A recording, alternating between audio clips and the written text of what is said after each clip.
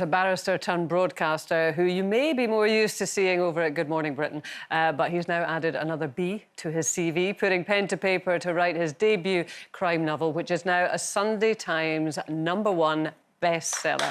Here to tell us more, please welcome Rob Rinder.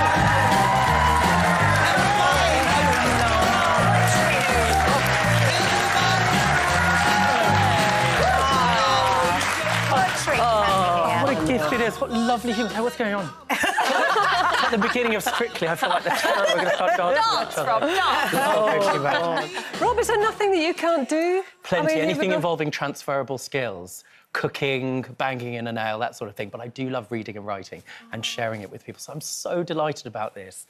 Yeah, and really proud of it too. Well, you should. I mean, it's called The Trial, so I'm taking it you write about, you know, which is kind of the first rule, isn't it? Exactly right. Well, you know, so it's the world of Chambers that I arrived in with all of the drama of what really happens. You know, some of you might have watched This Life or perhaps Rumpole, with a bit of kind of Murder, She Wrote, but also a heart of it is a whodunit. But I think a lot of people think that being a barrister is just sort of full of glamour and the stuff that you see on telly.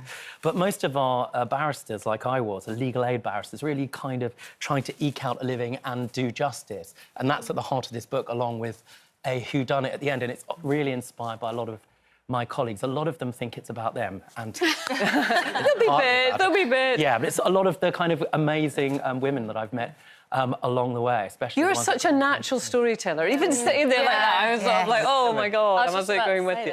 But you're going to do an audiobook? No, so it has been read out by the amazing actor Josh Dillon. He's going to do the next one. Why haven't you done it? Well, I can't do the voices. You do good stories, though. No, I did. We trekked Namibia, and the way that he did it was that you used to make up stories, didn't you, That's as you right. were going along? I love that and then you you tell that. them to us at the end. Yeah. I was a bridesmaid to one of his weddings. And one of them. Oh, how wonderful! What to true. keep going? You would entertain yourself. It's one of the great things about running or, you know, exercise is that you can disappear into your own mind. That's why, you know, especially running in the desert, we were talking about it, you know, all of these biblical cultures emerge in places like that because you have to go inward. So you have to invent something. So, yeah, you were my bridesmaid. I redecorated you a couple of times. You look frank, you look fabulous. I looked great, thank God. Speaking of exercise, I believe that you had the joy of being on a boot camp with my parents. I did. It's true. They texted me from Portugal, oh, my God, Judge Rinder's on our boot camp. That's what they refer to you, obviously, as. They're very fit. Do you think? Yeah. They'll be very They said the pleased to hear same of you. She that. told us that this morning, didn't you? Oh, wow, yeah. They said they were very impressed by your athletic ability. Is sport and exercising something that's important to you? Yeah, well, I mean, we've got Peter coming on later. They're talking about mental health. So one of the real critical elements to the sort of grammar of my day is, like I did this morning, is getting up to do a little bit of exercise. Whatever you do, it's so hard in a day. When you think about all the things we have to tick off, we never really tick off one thing. Yeah. So if you can do something physically challenging, however hard, it's done. And that will immediately give you a little bit of an endorphin thwack or a little bit of a serotonin high, whatever it is. So I think that's definitely part of the grammar of my day. That You've got such boundless energy, and also in terms of your career, you're doing so many diverse things. I mean, you were off on a trip to Italy, I believe, with our friend Rylan. What a privilege, isn't it? Like this job to do these wonderful things, to have this incredible opportunities that I'm really excited about. It's no secret that I love Riley. You got on like a house on fire, didn't you? But it's a programme... Oh, there she is. Hello. You got on very well. We're talking about the book and you're like, yeah. I mean, this. No, I love the book and I really hope people buy it because it's one of those things where, you know, for me, disappearing into reading is like nothing else. And especially where you're immersed in it.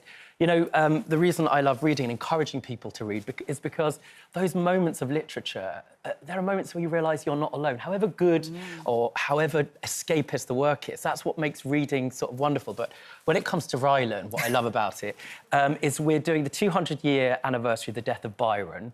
So we go around all of the great city-states of Italy. And I'm obsessed with culture and art, and I conduct classical music and all the things I love. And what's amazing about him, you know, any fool can read a book, right? We're far too impressed with people and their qualifications. What matters more than anything else is cultural curiosity. And I think we live in a country, especially, where people go, that's not for you, or the worst thing in the world, which I know you guys are all against. Stay in your lane. Yeah. And, oh, God, I can't stand that. Yeah. Right, so it's introducing him to classical music and wait till you see what he does when he stands in front of this incredible piece of art. And He was open and funny and joyful. And honestly... Did you get down on one knee? I would have done, sadly. We've both been a little bit burnt, you know. No, but that was the story, that you were betrothed to Rylan. Well, you know, I might put that out on Twitter, but I think you can have multiple marriages. I mean, you're married to your husband, but your friends are really what's important, right? Yeah, fall in love in loads of different ways. Exactly. You don't want your husband to just be one thing. I mean, you want your friends, if they're wonderful, and the barometer of friendship isn't the ones that'll be there in the middle of the night. That's a requirement, and there's often people who crowbar themselves into your toxic drama just to have a speaking part. It's the ones where, you know, where you can telephone them and something wonderful's happened and they go, yes. I'm excited about this idea with Wilder. So was he completely new to what you were showing him? Well, sort of, but he also loves sorts of things that are unexpected, like we all do. None of us are one thing. I mean, you, for example, are so culturally curious and, you know, you read and do extraordinary things. I think, you know, it's sort of branded on the tongue in this country. People make subconscious assumptions, often really conscious ones, and I think based on people how you are fearful. Like, I'm fearful of things like opera, not art so much now, because my husband really knows about art. And he's a bit like you in that he's so open in sharing it, and it's really exciting. But I actually was really scared to have opinions on art or music or... Right. And I think... Be open enough to get it wrong. Go in and have a look. There's no wrong, really. Go in, sit down. Everybody... You know... That terrible thing that people have told certain people that art, classical music, even, you know, I like female grime art because it reminds me of Sylvia Plath, where people are authentic or you have a connection. That's what art's about. And so this programme's about how it can be democratic and joyful for everybody. Rylan says we're either going to win a BAFTA or get cancelled. Watch this space. Well, it's not going to be the second of those two, I can guarantee it. Rob, it's lovely to have you here, as ever. And I know this is actually the first of a two-book deal, so clearly very successful. Very successful. Yeah, the next one I've actually written, and it's about a murder of a famous person on daytime television. But you definitely need to read this in the life of Adam Green, who's loosely based on me. We will. Thank you for having me. Yeah. And, Rob Rinder, everyone.